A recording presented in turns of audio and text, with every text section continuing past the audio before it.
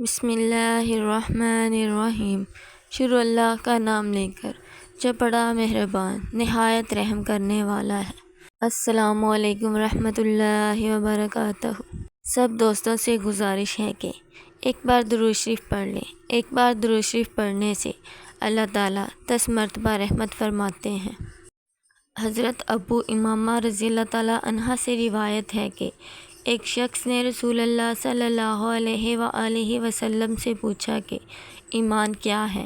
آپ صلی اللہ علیہ وآلہ وسلم نے فرمایا کہ جب تم کو اپنے اچھے عمل سے مسرت ہو اور برے کام سے رنج قلق ہو تو تم مومن ہو۔ تشریح: مطلب یہ ہے کہ ایمان کے خاص آثار اور علامات میں سے یہ ہے کہ آدمی جب کوئی نیک عمل کرے تو اس کے دل کو فرحت مسرت ہو، اور جب اس سے کوئی برا کام سرزد ہو جائے تو اس کو رنج غم ہو۔ جب تک آدمی کے ضمیر میں یہ حس باقی رہے، سمجھنا چاہیے کہ ایمانی روح زندہ ہے اور یہ احساس اس کا ثمرہ ہے۔ حضرت انس رضی اللہ تعالیٰ عنہ سے روایت ہے کہ رسول اللہ صلی اللہ علیہ وآلہ وسلم نے فرمایا کہ یہ تو منافق والی نماز ہے کہ بے پرواہی سے بیٹھا آفتاب کو دیکھتا رہا یہاں تک کہ جب وہ زرد ہو گیا اور اس کے غروب کا وقت قریب آ گیا تو نماز کو کھڑا ہوا اور چڑیا کی طرح 4 چونچیں مار کے ختم کر دی، اور اللہ کا ذکر بھی اس میں بہت تھوڑا ہے۔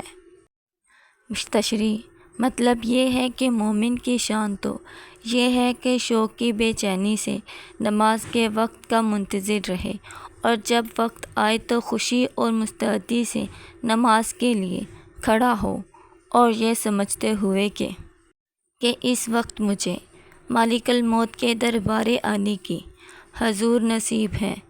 پورے اطمینان اور خشوع کے ساتھ نماز ادا کرے اور قیام و قعود اور رکوع سجود میں خوب اللہ کو یاد کرے اور اس سے اپنے دل کو شاد کرے۔